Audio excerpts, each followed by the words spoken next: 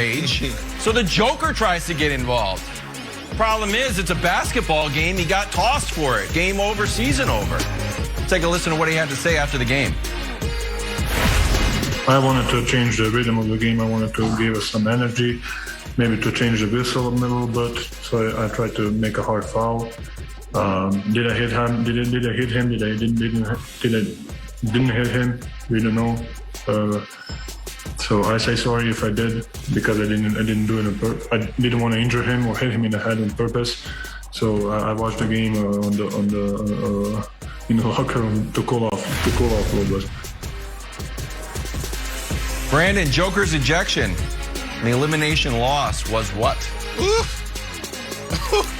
Pulling the card too soon. What card, Brandon? The MVP card.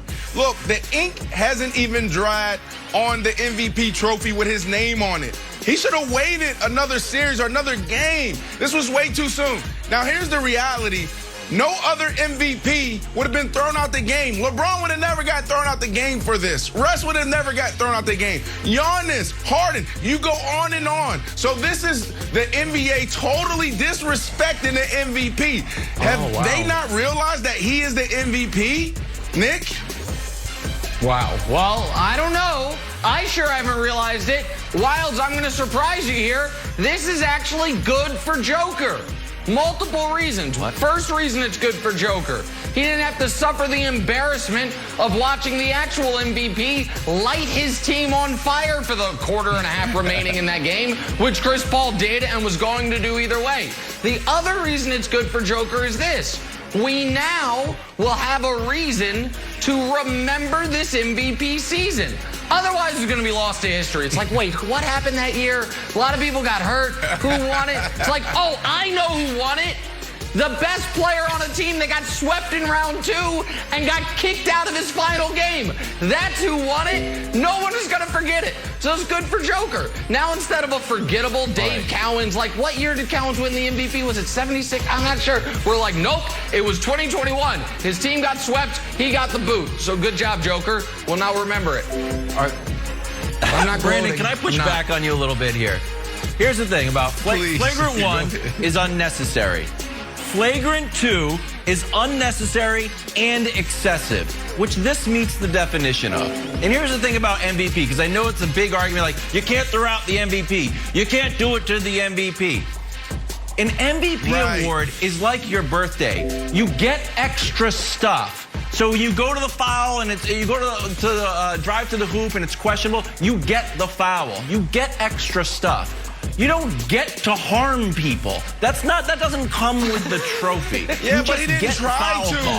If Booker never got in his face and if he had went to Payne and said, I'm sorry, like he did after he got ejected, then they would have never given him a flagrant 2. Come on. I'll buy that. Time for drawing a blank. Le'Veon Bell played 9 seasons with the Chiefs. Didn't love it. Took to the gram this weekend to share his thoughts. Said, quote, I'll never play for Andy Reid again. I'd retire first. Whoa, seems unnecessary, a little too much. So he took some heat for that. He said, look, I said what I said. I don't regret at all what I said. For those who have a personal problem with me because of what I said, that's fine. You have your right. Just understand I also have my right for how I feel about my personal problem with dude because of what he said to me. Okay, sure. Here's a little and simpler. Honey Badger comes in, says these fellas will blame everybody for their lack of success. That's how I know I'm built different. Nice. Throws in, gets a dig at Le'Veon Bell and a compliment to himself. Brandon, Le'Veon Bell's IG was what? Another bad decision. And this is hard for me, right? Because a lot of times when we're talking about other people and their judgment, their lack of, being able to understand their self-awareness, we forget that we've also made bad decisions. But this is another bad decision by Le'Veon Bell. We got to talk about it. You go back to when he was in Pittsburgh. He was the best back in football. And then he wants to go on IG and, start rapping, get caught with this and that. And then he makes his decision to leave there. Like they had the Killer Bees? I mean, they were unstoppable. They could have won 2 Super Bowls together. Then he holds out. He doesn't play an entire year, and in retrospect, that was a bad decision. And then he chose the Jets over other teams he could have went to. Took less money, went to the Big Apple. Bad decision. Adam Gase. Did you not look at Adam Gase when he was in Denver and Miami? His backs never were super successful. And then he had an opportunity to leave and revitalize his career. And you had the Buffalo Bills sitting right there and Josh Allen, and you have Stephon Diggs. Like, you could have went in there and dominated. They wanted you.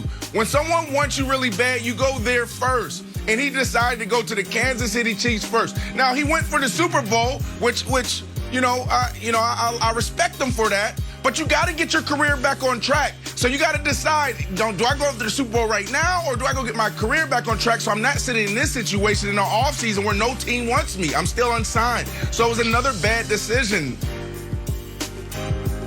I think you make a lot of good points, Brandon. And before I give my answer, let me give a shout out to the IG user Scumnazy, who got this whole back and forth started. Thank you, sir. You gave us good content. Nothing like 2021 media. It's like, hey, Scumnazy, what'd you say on Twitter? Now we've got a segment. I'm going to the Wise Book of Schlereth. Our friend Mark Schlereth Wilds has a very wise parable that I think applies to the Le'Veon Bell situation. And I'm going to have to censor it, but it is, if everywhere you go, it smells like bleep, maybe it's you. Lev Bell, I've supported you, but if you can't get along with Tomlin or Andy Reid, Gase I'll give you a pass for. Maybe it's a little bit of you.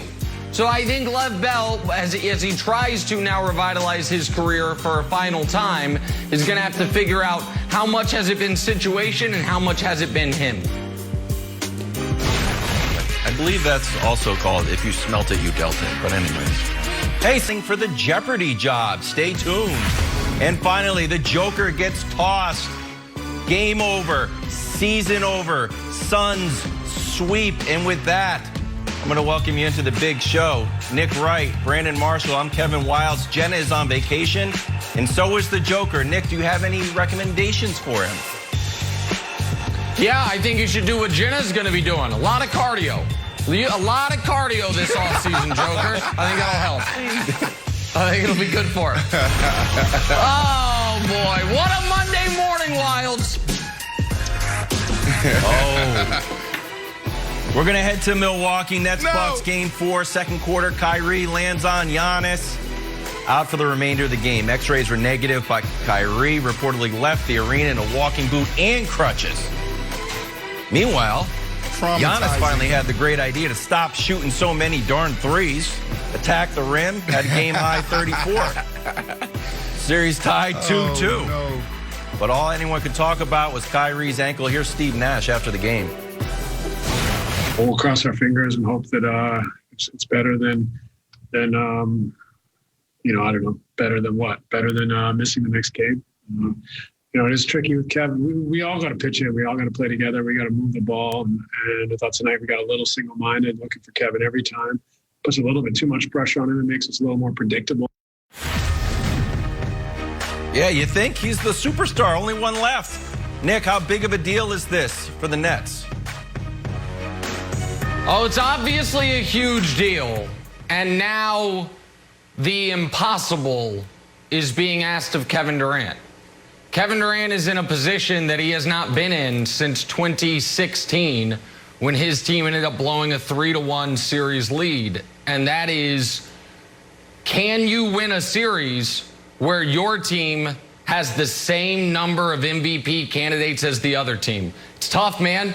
It's KD versus Giannis. It's almost an even match. It's 2-2. How can you be expected to win 2 out of 4 games, which is all they had to do, by the way? They're up 2-1 when Kyrie gets hurt. How can you be expected? I don't know. It's unfair. It's not what Kevin Durant signed up for.